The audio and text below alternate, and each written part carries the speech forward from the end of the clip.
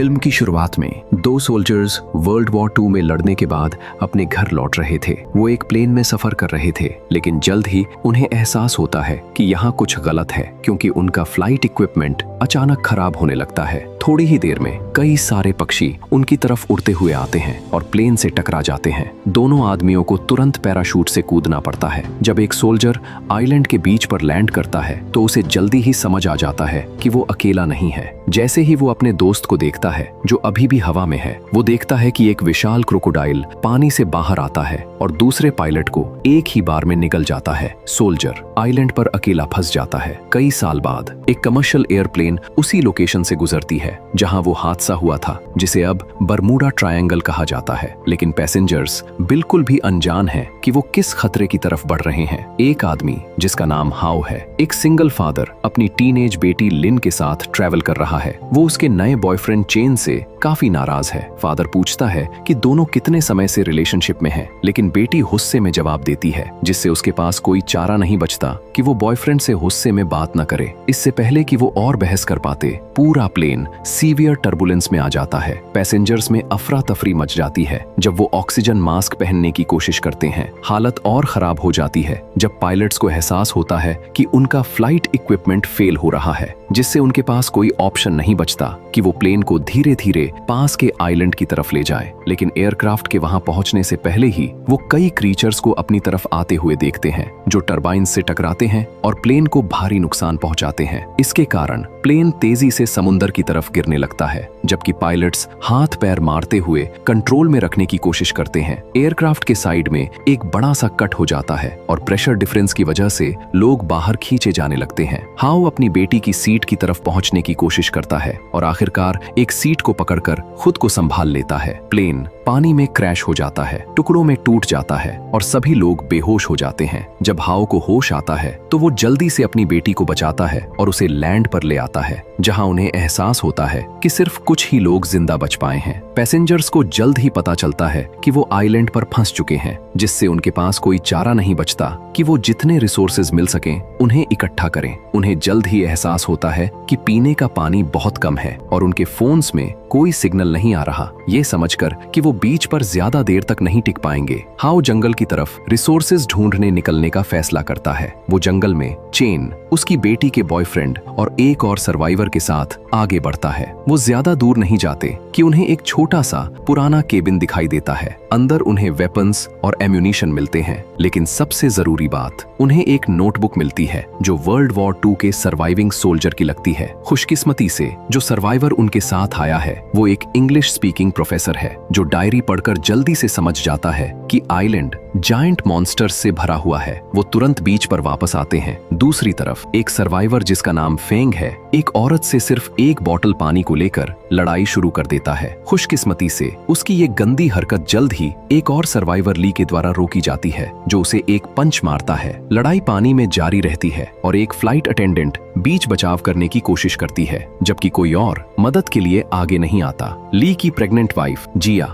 ये सब देखती है और अपने हस्बैंड को रोकने की कोशिश करती है और आखिरकार उन्हें अलग करने में कामयाब हो जाती है। लेकिन लड़ाई तब तक जारी रहती है जब तक लोगों को एहसास नहीं हो जाता कि कुछ उनकी तरफ पानी से आ रहा है। फ्लाइट अटेंडेंट पर क्रोकोडाइल हमला करता है और उसे निगल जाता है। सभी लोग ये देखते हैं और तुरंत भागने लगते हैं, लेकिन कई रेप्टाइल्स बीच पर चढ़ जाते हैं और उन लोगों को खाना शुरू कर देते हैं जो भागने में देर कर देते हैं। जब हाउ जंगल से दूसरों के साथ वापस आता है तो वो ये देखकर हैरान रह जाता है कि सभी लोग एरिया छोड़ चुके हैं और पीछे सिर्फ क्रोकोडाइल के फुटप्रिंट्स बचे हैं। हाउ मानता है कि उनके दोस्त अभी भी जिंदा हो सकते हैं, जिससे वो तुरंत सर्वाइवर्स का पीछा करते हैं। उसी समय उनका पीछा उन क्रीचर्स द्वारा किया जा रहा था जो पीछे रह गए लोगों को खा जाते थे। सर्वाइवर्स आखिरकार अलग अलग ग्रुप्स में बंट जाते हैं जब वो अलग अलग दिशाओं में भागते हैं और लिन एक क्लियरिंग तक पहुंच पाती है। ली, उसकी प्रेग्नेंट वाइफ और दूसरे लोगों के साथ जो क्रोकोडाइल अटैक से बच पाए थे। खुशकिस्मती से उन्हें फ्रेश वाटर का सोर्स मिल जाता है, जिससे वो अपनी प्यास बुझा पाते हैं। लेकिन ली को जंगल से आवाजें आने लगती हैं। उन्हें जल्द ही एहसास हो जाता है कि ये हाओ और दूसरे लोग हैं और वो आखिरकार मिल जाते हैं। लेकिन सेलिब्रेट करने से पहले ही हाओ को एरिया में वाइब्रेशंस महसूस होने लगती हैं, जिससे सभी लोग डर के मारे जम जाते हैं जब आवाजें तेज होती जाती हैं। जो सर्वाइवर्स को पता नहीं होता वो ये है कि एक जायंट क्रोकोडाइल कुछ रॉक्स के पीछे छुपा हुआ था। क्रीचर जागता है और ऊपर उठता है और उन सर्वाइवर्स में से एक के पास जाता है जो पानी पी रहा था। आदमी डर के मारे जम जाता है जब विशाल बीस्ट उसके पास आती है। इतना डर जाता है कि वो अपने कपड़ों में ही पेशाब कर देता है। दूसरे लोग बेबस होकर देखते हैं जब यंग मैन को जायंट क्रीचर पूरा का पूरा निगल जाता है, जिससे सभी लोग डेस्परेशन में भागने लगते हैं ताकि बच सके। मैसिव रेप्टाइल गुस्से में उनकी तरफ बढ़ता है और सीधा हाओ पर कूदता है, जो मॉन्स्टर के अटैक से मुश्किल से बच पाता है। एक औरत का पैर रॉक्स पर फंस जाता है, जिससे क्रीचर का ध्यान उसकी तरफ जाता है और उसे तुरंत उसके मैसिव टीथ द्वारा निगल लिया जाता है। खुशकिस्मती से इससे बाकी ग्रुप को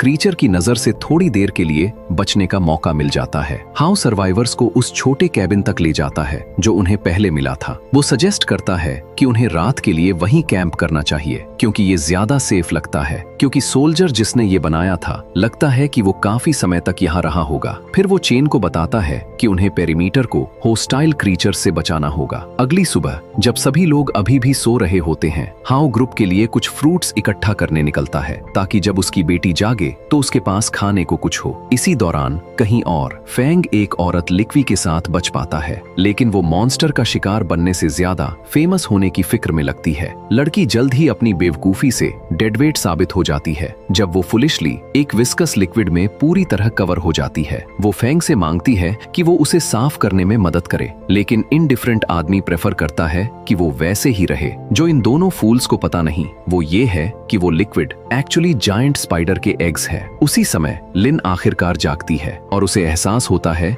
कि उसका फादर वहां नहीं है। वो उसे ढूंढने निकलने की कोशिश करती है, लेकिन जल्द ही एहसास हो जाता है कि वो फॉग के अंदर जायंट इंसेक्ट्स से घिरे हुए हैं। वो चुपचाप दूसरों को जगाने की कोशिश करते हैं ताकि मॉन्स्टर्स उन्हें नोटिस न करें, और लोगों के पास कोई चारा नहीं बचता कि वो छोटे कैबिन से धीरे धीरे बाहर निकले, क्रीचर से बचने की पूरी कोशिश करते हुए। लेकिन उनका प्लान जल्द ही फेल हो जाता है जब उनमें से एक फुलिशली अलग डायरेक्शन में भागने की कोशिश करता है, एक पेड़ से टकराता है और फिर एहसास होता है कि उसके सर पर काफी विस्कस लिक्विड गिर रहा है। तुरंत वो एक जायंट इंसेक्ट को देखते हैं जो उसे तुरंत मार देता है। बाकी ग्रुप ये देखता है और एहसास होता है कि दूसरे मॉन्स्टर्स अब उनकी तरफ बढ़ रहे हैं, जिससे वो क्रीचर्स के क्लोजली परस्यू करने के बावजूद डेस्परेशन में भागने पर मजबूर हो जाते हैं। सारी हरकत आखिरकार हाओ को अलर्ट कर देती है, जो स्क्रीम सुनते ही तुरंत वापस भागता है। सर्वाइवर्स जायंट स्पाइडर से भागते रहते हैं जो जंगल में दौड़ रहे होते हैं, लेकिन उन्हें जल्द ही एक इनॉर्मस क्रीचर रोक देता है जो जिया और उसके हस्बैंड ली को अपनी ह्यूज और पॉइंटेड लेग्स से पियर्स करने से मुश्किल से बचाता है। खुशकिस्मती से प्रोफेसर लास्ट मोमेंट पर क्रीचर को डिस्ट्रैक्ट करके उन्हें बचा लेता है। इससे क्रीचर अब उसी पर गुस्से में परस्यू करता है और जायंट इंसेक्ट को दूसरों से दूर ले जाता है। लेकिन इससे पहले कि लोग सोचें कि वो सेफ है, वो जल्द ही एहसास करते हैं कि और मॉन्स्टर्स आ रहे हैं, जिससे वो जंगल में और गहराई तक भागने पर मजबूर हो जाते हैं। सर्वाइवर्स हाथ पैर मारते हुए परस्यूइंग क्रीचर से छुटकारा पाने की कोशिश करते हैं और आखिरकार कामयाब हो जाते हैं जब वो ट्रीज के बीच डेंस फोलिएज में छुप जाते हैं। मॉन्स्टर्स को आउटस्मार्ट करने की कोशिश करता है और आखिरकार उस छोटे रस्टिक कैबिन में वापस आ जाता है जहां प्रोफेसर पहले से ही छुपा हुआ होता है, लेकिन उन्हें पता नहीं होता कि उनके ऊपर पहले से ही एक मॉन्स्टर उन पर एम्बुश करने के लिए वेट कर रहा होता है। दोनों वेट करने की कोशिश करते हैं जब तक एरिया क्लियर ना हो जाए, लेकिन उन्हें ऊपर से तुरंत अटैक कर दिया जाता है और प्रोफेसर मारा जाता है, जिससे हाओ अकेला रह जाता है जबकि जायंट क्रीचर रूफ से उस पर अटैक जारी रखता है। हाओ फाइट बैक करने की कोशिश करता है, लेकिन क्रीचर के मुकाबले में कम पड़ जाता है। उसे दीवारों के साथ पटक दिया जाता है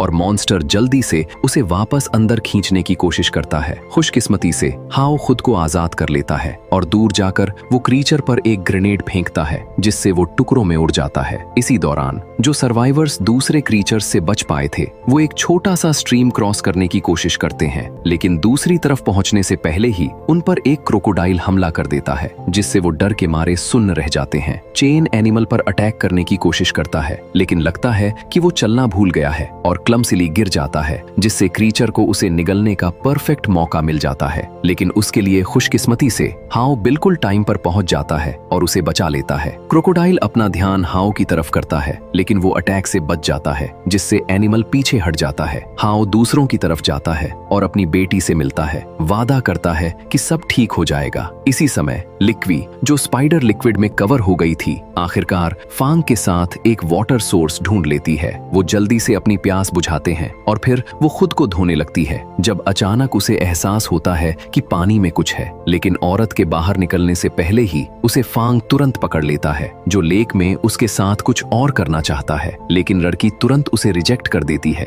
और जब वो पानी से निकलने ही वाले होते हैं, औरत को अचानक क्रीचर अपने पैर से पकड़ लेता है, जिससे वो फांग के पैर से चिपक जाती है। उसकी मदद करने के बजाय वो लड़की को बार बार लात मारता है, जैसे वो खुद क्रोकोडाइल हो, जिससे उसे जायंट रेप्टाइल द्वारा जल्दी से निगल लिया जाता है। दूसरी तरफ सर्वाइवर्स जंगल में आगे बढ़ते रहते हैं और उनके सरप्राइज के लिए उन्हें एक क्रैश्ड प्लेन मिलती है, जो शायद डिसीज्ड सोल्जर्स की थी। वो कोई भी वर्किंग इक्विपमेंट ढूंढने की कोशिश करते हैं जो वो यूज कर सकें और आखिरकार एक मशीन गन और फंक्शनिंग रेडियो मिल जाता है। लिन मौका लेते हुए तुरंत मदद के लिए कॉल करती है, जिससे सभी को कुछ होप मिलती है कि वो अभी भी इस जर्नी से बच सकते हैं। सभी लोग तुरंत बीच की तरफ जाने का फैसला करते हैं और रास्ते में उन्हें एक और सर्वाइवर मिलता है, जो निकलता है फांग। हालांकि वो ऑब्वियसली उस पर भरोसा नहीं करते, लेकिन उनके पास कोई चारा नहीं बचता कि उसे अपने साथ ले जाए। लेकिन हाओ फांग को वार्न करता है कि वो उसकी बेटी से दूर रहे। ग्रुप आखिरकार एक बड़े रिवर पर पहुंचता है, जिसे क्रॉस करना जरूरी होता है ताकि बीच तक पहुंच सके। लेकिन प्रेग्नेंट औरत अपनी कंडीशन में तैर नहीं सकती, इसलिए टीम को मजबूरन उसे मदद करनी पड़ती है, एक मेकशिफ्ट राफ्ट बनाकर। और हाओ आगे बढ़कर तैरने की जिम्मेदारी लेता है ताकि जब वो दूसरी तरफ पहुंच जाए तो उसे खींच सके। दूसरी तरफ पहुंचने के बाद दूसरे लोग भी तैरना शुरू करते हैं। सब कुछ प्लान के मुताबिक लग रहा होता है, लेकिन हाओ को जल्द ही एहसास हो जाता है कि कुछ बहुत गलत है। जब जायंट क्रोकोडाइल सरफेस करता है, लोग पैनिक में अपनी जान बचाने के लिए हाथ पैर मारते हुए तैरने लगते हैं, जबकि मैसिव क्रीचर उनकी तरफ पड़ रहा होता है। लिन अपने बॉयफ्रेंड के साथ क्रॉस कर पाती है, जबकि फांग वापस दूसरी तरफ तैरने लगता है। ली अभी भी पानी में होता है, अपने वाइफ को दूसरी तरफ धकेलने की कोशिश करता है और ये देखकर कि उनके बचने का कोई मौका नहीं है, वो अपनी वाइफ को दूर धकेल देता है, जबकि सबके सामने खुद को सैक्रिफाइस कर देता है ताकि उसे बचने का मौका दे सके। जिया आंसुओं में चिल्लाती है जब क्रोकोडाइल दोबारा अटैक करने की तैयारी करता है। हाओ राफ्ट से मशीन गन से क्रिएचर पर गोलियां चलाना शुरू करता है, जिससे दूसरों को भागने का मौका मिल जाता है। लेकिन मॉन्स्टर पानी से बाहर आता है और उनका क्लोजली पीछा करता है। लोग एक क्लियरिंग तक पहुंच पाते हैं, जबकि हाओ अपने वेपन से मॉन्स्टर को डिले करने की कोशिश करता है, लेकिन लास्ट मोमेंट पर डॉज करने पर मजबूर हो जाता है। जायंट रेप्टाइल दूसरों का पीछा करता रहता है जब वो ग्रुप्स में बढ़ जाते हैं, लेकिन फांग आखिरकार गिर जाता है और ये देखकर लिन उसे मदद करने के लिए वापस भागती है। लेकिन फांग उसे बेट की तरह यूज करके खुद बचने की कोशिश करता है, जिससे लड़की मॉन्स्टर द्वारा निगलने के लिए छोड़ दी जाती है। जैसे ही उसे मारा जाने वाला था, खुशकिस्मती से हाओ पहुंच जाता है और कंटिन्यूसली शूट करके क्रिएचर को डिस्ट्रैक्ट करने में कामयाब हो जाता है। फिर वो आगे बढ़ता है, लिन को अपनी टेल से ट्रैप किए हुए ले जाता है। रात जमीन पर छा जाती है और हाओ आखिरकार क्रिएचर को एक केव तक ट्रैक कर लेता है, जहां बची हुई सर्वाइवर्स भी मौजूद होते हैं। वो सावधानी से बड़े टनल में एंटर करते हैं और जल्द ही एहसास करते हैं कि जायंट क्रोकोडाइल रॉक्स के पास सो रहा है। चेन औरत को वापस एंट्रेंस की तरफ जाने को कहता है, लेकिन जिया के जाने से पहले ही वो जल्दी से अपने हस्बैंड की बॉडी देखती है, जिससे वो रोने लगती है। इससे सभी की जान खतरे में पड़ जाती है, क्योंकि ये लगभग जायंट मॉन्स्टर को जगा देता है। लेकिन खुशकिस्मती से औरत टाइम पर खुद को संभाल लेती है। हाओ अपनी बेटी को ढूंढने के लिए आगे बढ़ता रहता है, केयरफुली एनॉर्मस एनिमल से बचते हुए, और आखिरकार वो उसे मिल जाती है, इनक्रेडिबल तौर पर अभी भी जिंदा। हाओ फिर जल्दी से अपनी बेटी को वहां से निकालने की कोशिश करता है, लेकिन वो सक्सीड करने से पहले ही चेन को एहसास हो जाता है कि क्रिएचर अब वहां नहीं है जहां उन्होंने उसे आते वक्त देखा था, और वो देखते हैं कि वो सीधा उसके पीछे है। चेन डर के मारे पूरी तरह स्टैचू की तरह जम जाता है, जबकि मॉन्स्टर उसे अटैक करने की तैयारी करता है, जिससे हाओ के पास कोई चारा नहीं बचता कि उसे बचाने के लिए मॉन्स्टर पर गोली चलाए। चेन फिर लिन की तरफ भागता है ताकि उसे केव से बाहर निकाल सके। मॉन्स्टर हाओ की तरफ मुड़ता है, जिससे वो उस जगह की अननोन गहराई में भागने पर मजबूर हो जाता है। एनिमल को ल्यूर करते हुए वो बीस्ट को छोटे टनल्स में छुपकर शेक ऑफ करने की कोशिश करता है, जबकि चेन अपनी गर्लफ्रेंड को एंट्रेंस तक ले जाने में कामयाब हो जाता है। वो लिन को जिया के हवाले करता है और तुरंत वापस जाने का फैसला करता है ताकि हाओ की मदद कर सके, जो अभी भी भाग रहा होता है मॉन्स्टर से बचने की कोशिश करता हुआ। लेकिन उसके पास छुपने के लिए जगह कम पड़ती जाती है, जबकि वो कंटिन्यूअसली जायंट क्रोकोडाइल पर गोलियां चलाता रहता है। अनफॉर्चुनेटली बुलेट्स ज्यादा इफेक्टिव नहीं होते और हालत और खराब हो जाती है जब उसके पास एम्यूनिशन खत्म हो जाता है, सबसे खराब वक्त पर। फिर उसे एहसास होता है कि उसने अपना ग्रेनेड मॉन्स्टर के ठीक पीछे गिरा दिया था। चेन आखिरकार उस जगह पहुंच जाता है जहां हाओ क्रीचर से लड़ रहा होता है, और हाओ जल्दी से उसे कहता है कि ग्रेनेड को तुरंत ढूंढ ले, इससे पहले कि मॉन्स्टर उस तक पहुंच जाए। चेन रॉक्स की तरफ भागता है, फ्रैंटिकली बॉम्ब को ढूंढते हुए। जब खुशकिस्मती से उसे आखिरकार मिल जाता है, वो तुरंत एनिमल की तरफ भागता है और एक्स को फेंकता है ताकि उसका ध्यान खींच सके और उसे दूर ले जाए। इससे हाओ को बचने का मौका मिल जाता है, जबकि यंग मैन बीस्ट द्वारा परस्यू किया जा रहा होता है। लेकिन चेन जल्दी से ग्रेनेड को मॉन्स्टर की तरफ फेंकता है, जिससे एक बड़ा एक्सप्लोजन होता है जो पूरे केव को हिला देता है और जायंट क्रीचर को भारी नुकसान पहुंचाता है। अपेरेंटली उसे मार देता है। हाओ ये देखता है और रिलीव्ड महसूस करता है। शेयर लक से हाओ बैटल से बच जाता है और वो आखिरकार केव से बाहर निकलने में कामयाब हो जाते हैं। जिया और लिन के साथ थोड़ी देर बाद मिल जाते हैं। सुबह के वक्त वो बीच पर पहुंचते हैं और कई हेलीकॉप्टर्स उनकी तरफ रेस्क्यू के लिए आते हुए दिखाई देते हैं।